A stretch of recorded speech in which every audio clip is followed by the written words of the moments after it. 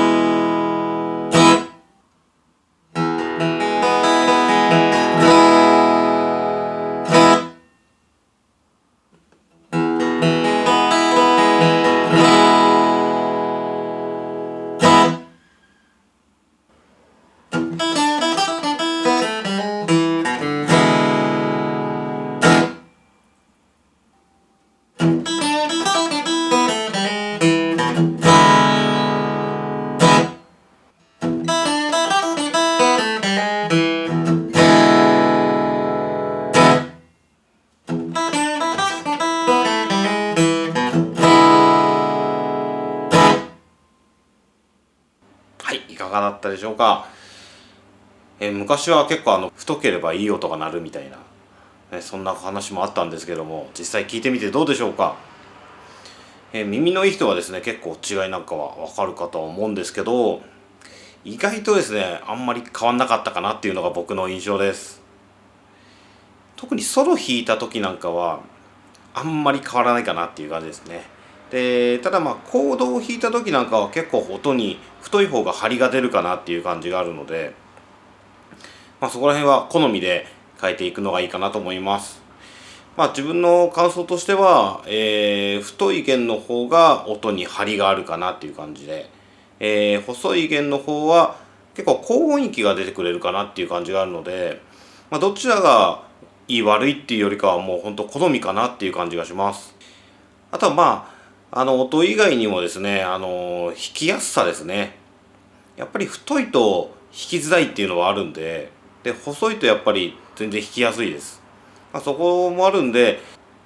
音と弾きやすさのバランスを考えて、自分の好みの弦を探してみるのがいいかなとは思います。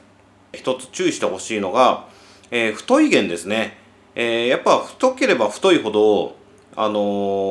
ギターに負担がかかるっていうのはありますので、そこの面は意外と注意した方がいいかなと思います。やっぱり太ければ太いほど、ネックの負担もありますし、ボディのこの膨らみが出ちゃったりっていうのもあります。なんで、そこら辺を注意して、結構太い弦を張ってる人は、弾かないときは緩めたりするとか、した方がいいかなと僕は思ってます。ギターの強度にもよるので、一概にも言えないんですけども、僕の持ってるこのギターなんか音を良くするために弱く作られてる部分があるので、太い弦を張ったりするときは注意をしております。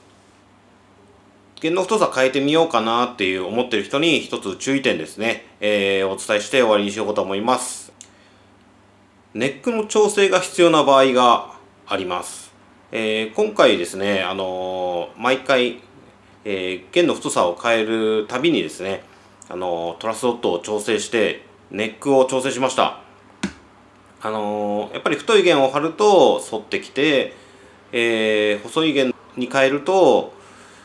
逆反りしてしまうので、そこの面は毎回変えました。ですね、1サイズぐらいだったら大して気にならない場合もあるんですけど、2つぐらい変えるとネックが動きます。なんで弦変えるの太さを変えるときはちょっとネック調整もしなきゃいけないっていう場合があるので、そこの面はちょっと気をつけてください。あと、太すぎる弦を変える場合は特に気をつけてください。今貼ってる弦より太い弦を貼る場合ですね。このナットがですね、割れてしまう場合があるので、1ランクぐらいだったら大丈夫な場合が多いんですけど、ちょっと2ランクですね。例えば今回ですね、試してないんですけど、14っていう弦があるんですよね。ヘビーゲージ。14の弦なんか結構太くなるんで、ちょっと今回怖くて試せなかったっていう部分もあります。で、ナットが割れてしまったりっていうのがあるので、太すぎる弦を張るときは気をつけてください。はい、今回の動画はいかがだったでしょうか。いいなと思ったら高評価とチャンネル登録をぜひよろしくお願いします。ではまた。